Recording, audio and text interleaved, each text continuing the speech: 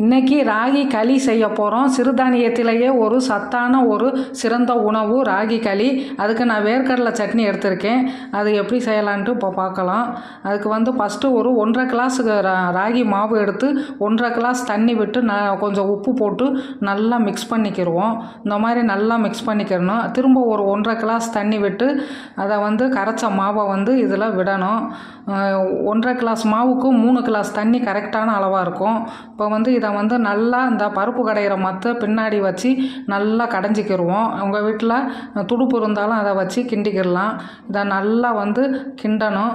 அப்படியே நல்லா மாவு கெட்டிப்பட்டு வரும். இந்த மாதிரி கெட்டிப்பட்டு வந்த பிறகு அடுப்பை ஆஃப் பண்ணிவிட்டு அப்படியே மூடி வச்சிடணும்.